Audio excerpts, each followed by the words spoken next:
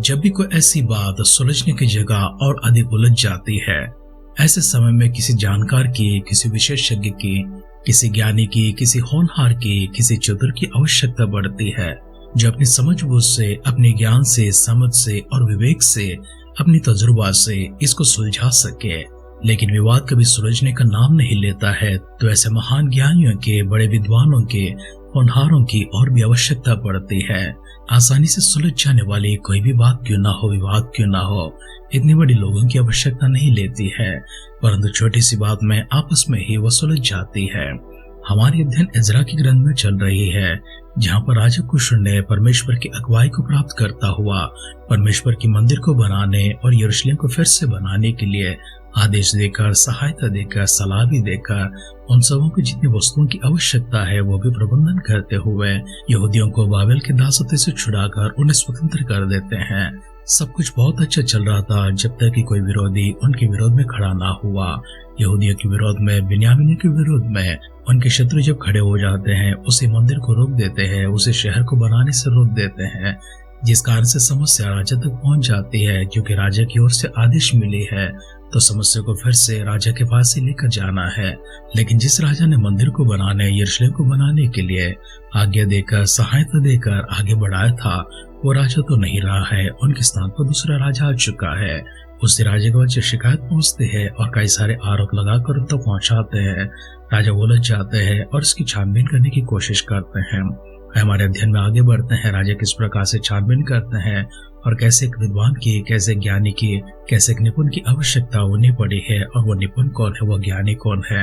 वहां पर जाने से पहले अपने आप को परमेश्वर के हाथों में समर्पण करेंगे, सिरों को झुकाएंगे, आंखों को बंद करेंगे, परमेश्वर को दुहाई देते हुए, स्तुति करते हुए, आराधना करते हुए, सारे उपकार, सारे भलाई का विस्मरण करते हुए आगे के समय खुदावंद अपने वचनों के माध्यम से हमसे बातें करने के लिए, स्वर्गीय सामर्थ हम पर उंडेलते हुए अभिषेक की हमें चलाने के लिए हम सब मिलकर अपने आप को दीनों नम्र करेंगे, प्रार्थना में सहमति के साथ में आगे बढ़ेंगे।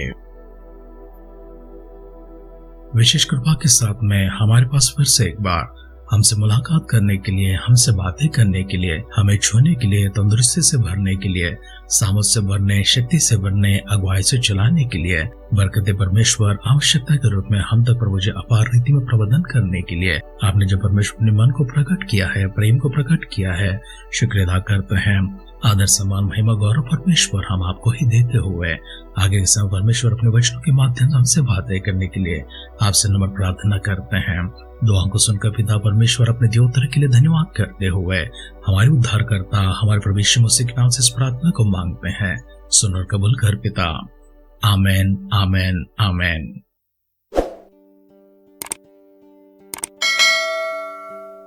आध्यात्मिक जीवन की दैनिक खुराक सुन रहे हमारे सारे प्रिय श्रोताओं को, परमेश्वर के प्रिय भक्त गणों को प्रभु यीशु मसीह के नाम में प्यार भरा जय मसीह की सुप्रभातम और शुभोदय कहते हुए हम सबका मनपसंद ध्यान केंद्र आध्यात्मिक जीवन की दैनिक खुराक में और इस नए दिन में आप सबका स्वागत करते हैं। हमारे अध्ययन इज़रा की ग्रंथ 7वां अध्याय में चल रही है।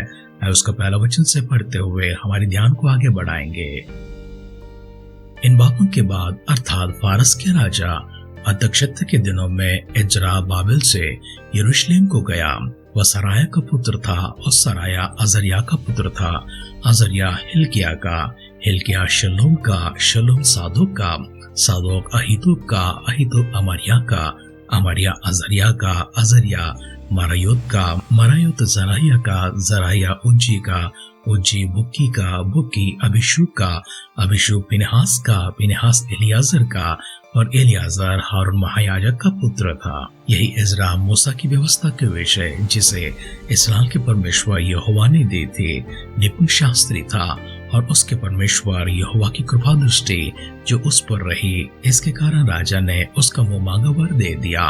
और कितने इस्राएली और याजक, लेवी, गवैये और द्वारपाल अनतिन के कुछ लोग अरतक्षश्ता राजा के 7वें वर्ष में यरूशलेम को ले गए, और वह राजा के 7वें वर्ष के 5वें महीने में यरूशलेम को पहुंचा। पहले महीने के पहले दिन को वह बाबेल से चल दिया, और उसकी परमेश्वर की कृपा दृष्टि उस पर रही। इस कारण 5वें महीने के पहले दिन वह यरूशलेम को पहुंचा, क्योंकि इज़रा ने यहोवा की व्यवस्था का अर्थ बूझ लेने और उसके अनुसार चलने और इस्राएल के विधि और नियम सिखाने के लिए अपना मन लगाया था। जो चिट्ठी राजा अरतक्षश्तर ने इज़रा याजक और शास्त्री को दी थी, जो यहोवा की आज्ञाओं के वचनों का और उसकी इस्राएल में चलाए हुए विधियों का शास्त्री था, उसकी नकल यह है, अर्थात इज़रा याजक जो स्वर्ग के परमेश्वर की व्यवस्था का पूर्ण शास्त्री है, उसको अरतक्षश्तर महाराजाधिराज की ओर से इत्यादि मैं आज्ञा देता हूँ कि मेरे राज्य में जितने इस्राएली और उनके याजक और लेवी अपनी इच्छा से यरूशलेम जाना चाहे, वे तेरे साथ जाने चाहे। तो राजा और उसके सातों मंत्री की ओर से इसलिए भेजा जाता है कि अपने परमेश्वर की व्यवस्था के विषय जो तेरे पास है, यहूदा और यरूशलेम की दशा बूझ ले। और जो चांदी सोना राजा और उसके मंत्रियों ने इस्राएल के परमेश्वर को, जिसका निवास यरूशलेम में है, अपनी इच्छा से दिया है, और जितना सोना चांदी कुल बाबेल प्रांत में तुझे मिलेगा, और जो कुछ लोग और याजक अपनी इच्छा से अपने परमेश्वर के भवन के लिए जो यरूशलेम में है देंगे, उसको ले जाए। इस कारण तो उस रुपये से फुर्ती के साथ बैल, मेढ़े, मेमने और उनके योग्य अन्न बलि और अर्घ की वस्तु समेत मोल लेना और उस वेदी पर चढ़ाना जो तुम्हारे परमेश्वर के यरूशलेम वाले भवन में है। और जो चांदी सोना बचा रहे, उससे जो कुछ तुझे और तेरे भाइयों को उचित जान पड़े, वही अपने परमेश्वर की इच्छा के अनुसार करना। और तेरे परमेश्वर के भवन की उपासना के लिए जो पात्र तुझे सौंपे जाते हैं, उन्हें यरूशलेम के परमेश्वर के सामने दे देना। और इनसे अधिक जो कुछ तुझे अपने परमेश्वर के भवन के लिए आवश्यक जान कर देना पड़े, वह राजा के खजाने में से दे देना। मैं अरतक्षश्तर राजा यह आज्ञा देता हूँ कि तुम महानद के पार के सब खजांचियों से जो कुछ इज़रा याजक जो स्वर्ग के परमेश्वर की व्यवस्था का शास्त्री है, तुम लोगों से चाहे वो फुर्ती के साथ किया जाए, अर्थात 100 किकार तक चांदी, 100 कोर तक गेहूं, 100 बत तक दाखमधु, 100 बत तक तेल और नमक जितना चाहिए उतना दिया जाए। जो जो आज्ञा स्वर्ग के परमेश्वर की ओर से मिली, ठीक उसी के अनुसार स्वर्ग के परमेश्वर के भवन के लिए किया जाए। राजा और राजकुमारों के राज्य पर परमेश्वर को क्रोध क्यों भड़कने पाए। फिर हम तुमको चिता देते हैं कि परमेश्वर के उस भवन के किसी याजक, लेवी, गवैये, द्वारपाल, नतीन या फिर किसी सेवक के कर, चुंगी अथवा राहदारी लेने की आज्ञा नहीं है। फिर है इज़रा, तेरे परमेश्वर से मिले हुए बुद्धि के अनुसार जो तुझ में है, न्यायों और विचार करने वालों को नियुक्त कर, जो महानद के बाहर रहने वाले उन सब लोगों में जो तेरे परमेश्वर की व्यवस्था जानते हो, न्याय किया करे, और जो जो उन्हें ना जानते हो उनको तुम सिखाए करो। और जो कि तेरे परमेश्वर की व्यवस्था और राजा की व्यवस्था ना माने, उसको फुर्ती से दंड दिया जाए, चाहे प्राण दंड, चाहे देश से निकाला, चाहे माल जब्त किया जाना, चाहे कैद करना।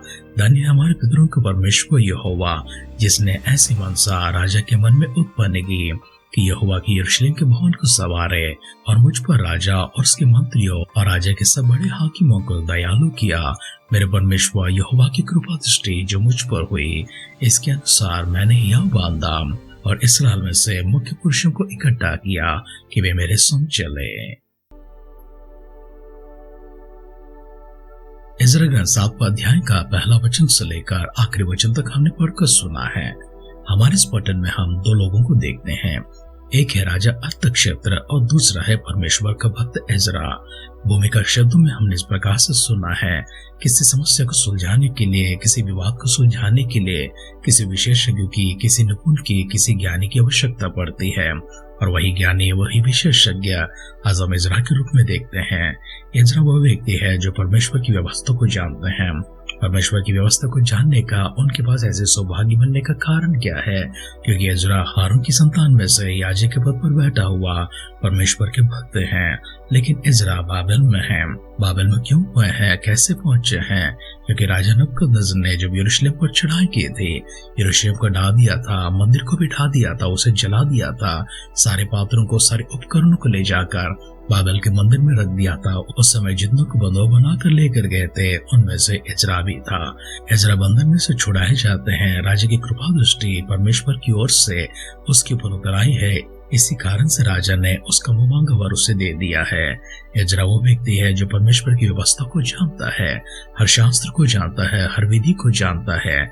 इसलिए राजा ने कहा, यरूशलेम जो विवाद है उसे सुलझाने के लिए और जो मंदिर बन रही है उसे किस प्रकार से बनाना है, किस प्रकार की आराधना उसमें चलना चाहिए, वो कैसे होना चाहिए, उपकरण कौन से होने चाहिए, क्या वस्तुओं की जरूरत पड़ती है, कैसे काम किया जाए, कौन कौन वहां पर खड़े होते हैं, इन सबों को तो भली भांति जानता है। इसलिए मैं तुझे आजाद करता हूँ, मैं तुझे रिहा कर देता हूँ।